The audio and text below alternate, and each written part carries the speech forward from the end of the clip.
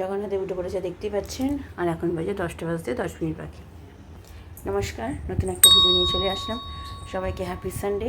উঠে পড়েছি অনেকক্ষণ, ফ্রেশ হয়ে গেছি, হয়ে অনেক কাজও হয়ে গেছে। মাংস বের করে মাংস ধুয়ে টুয়ে রেখে দিয়েছি। যেটা পকোড়া করব, তো পকোড়ার জন্য ওইটা নুন, একটু ভিনিগার আর সোয়া সস দিয়ে মাখিয়ে জলটা ঝরিয়ে রেখে দিয়েছি। ভিনিগারটা 5 মিনিট রেখেছি, কারণ কি মাংসের পিসগুলো খুব তো বড় হয় না, বোনলেস হয়, তো অত তাড়াতাড়ি করে নরম হয়ে যায়। সেই জন্য 5 মিনিট রেখেছি ভিনিগারে ভিজিয়ে। তারপরে ওইটা জলটা ঝরিয়ে এখন ফ্রিজে তুলে দেবো আদা রসুন মাখিয়ে। তো এইদিকে হয়ে গেছে, কোটাকুটিও হয়ে গেছে। স্টু পুরো, আমার হাজব্যান্ড বললো পুরো যা স্টু করো না, তো অর্ধেকটা মাংস রেখে দাও, অন্যদিন এমনি মাংস করবো। মানে 2 দিন পর পর স্টু খেলে আমি ভেবেছিলাম আজকে করে রাখবো, তাহলে আজকে আর কালকে হয়ে যাবে।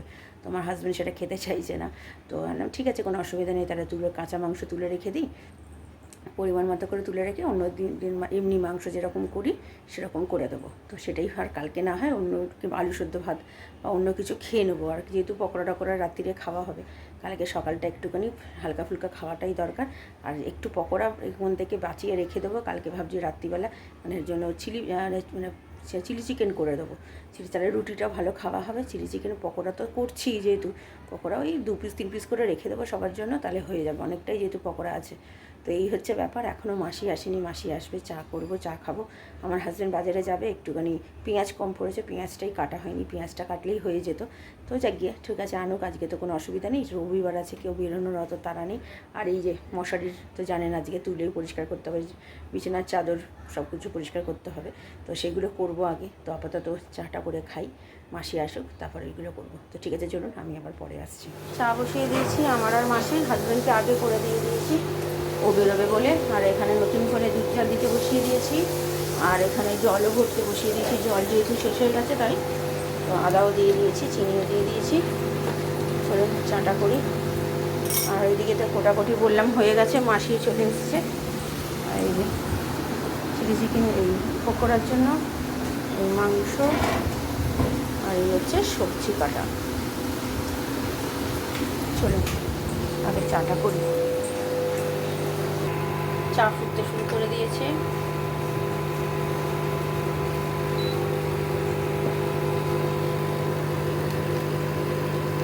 চা রেডি, মাসি চাটা রেখে দিয়ে আমি চা খাই।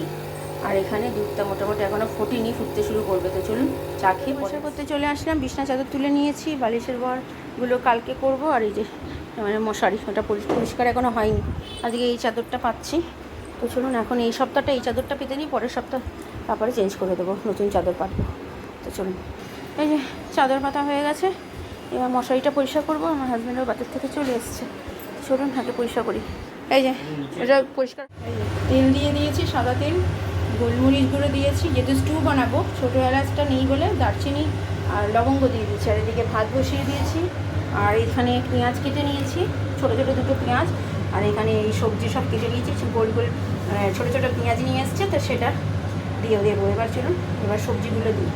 পেঁয়াজ দিয়ে দিয়েছি এখানে, আগে পেঁয়াজটা দিয়ে গরম হয়ে গেছে ভালোই বেশ। এবার দিয়ে দেবো সবজিগুলো। এখানে সব সবজি দিয়ে দিয়েছি, গাজর, বিনস, আলু, টমেটো একটা দিয়েছি, আর ছোটো ছোটো যে পেঁয়াজ দেখালাম। এবার এটা একটু ভালো করে ভাজবো, ভেজে নিয়ে দিয়ে দেবো হচ্ছে মাংসগুলো, তারপরে নুন, মশলা বলতে গেলে হলুদ গুঁড়ো।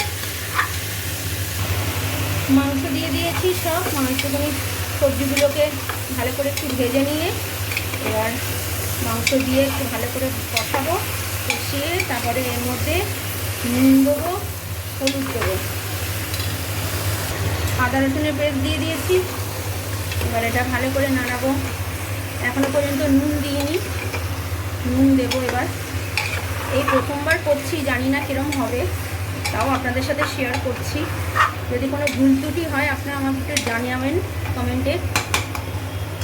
মশলা দিয়ে দিয়েছি, অল্প করে হলুদ দিয়েছি, আর দিয়েছি একটু জিরে গুঁড়ো, ধনে গুঁড়ো, এই দিয়েছি, আর নুন আর মিষ্টি একটুখানি দিয়ে দিয়েছি, কাঁচা লঙ্কা।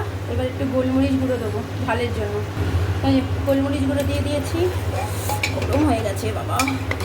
এবার ঢাকার জল দিয়ে সিটি দেবো একটা, তাহলেই হয়ে যাবে। এই যে জল দিয়ে দিয়েছি, একটু মাখন দিয়েছি, গরম মশলা গুঁড়ো দিয়েছি, নুন মিষ্টি চেকে দিয়ে দিয়েছি।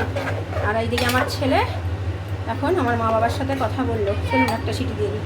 এই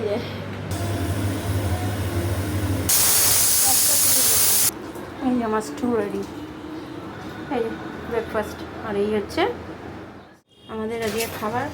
হাজব্যান্ডকে দেবো, ভাত বেড়ে নিয়েছি, স্টু। এটা হচ্ছে আমার ভাত, ছেলের খাওয়া হয়ে গেছে, 2:30 বাজে। আর এই যে স্টু আমি নেবো, নিয়ে বাকিটা থাকবে রাত্রিবেলা পকোড়া খেয়ে। যদি মনে হয় যে না একটু ভাত লাগবে, অল্প ছেলের জন্য ভাত রেখেছি, তো স্টু দিয়ে খাইয়ে দেবো। তো চলুন খাওয়া দাওয়া সেরে নিই, আমি পরে। আজকে কেমন খেলে বলো? স্টুটা ভালো হয়েছে? প্রথমবার করলাম, কিন্তু আমি এর আগে কোনো দিন করিনি, এই প্রথমবার করলাম। কিন্তু কালকে একটু যদিও একটু দেখে টেকে নিয়েছি ইউটিউবে সবার কাছে, মানে যারা যারা করে, তা করে নিয়ে তারপরে করেছি। আজকে সত্যি ভালো হয়েছে, ভাবতে পারিনি এত ভালো হবে। আরে তোর কেমন লেগেছে বাবা?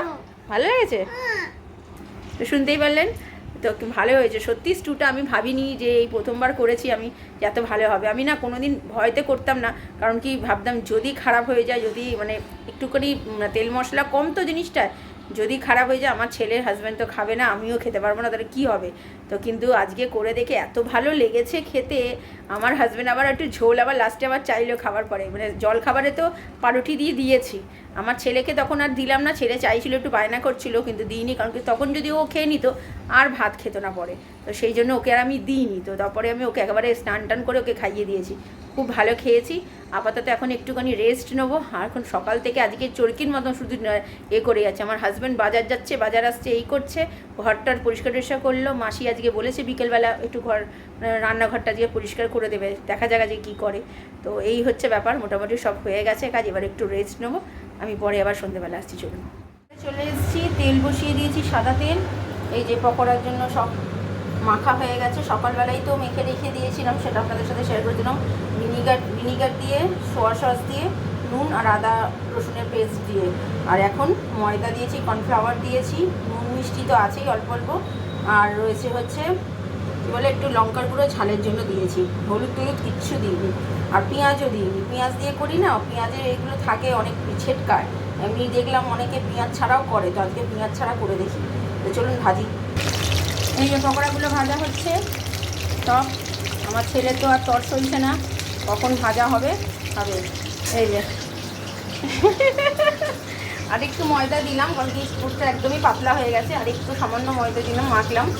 আর চলুন ভাজি একটু। আমার হাজব্যান্ড বেরিয়েছে, আসুক, ওকেও ভেজে দেবো, ততক্ষণ ছেলেটাকে ভেজে দিই। চলি, কেমন হয়েছে?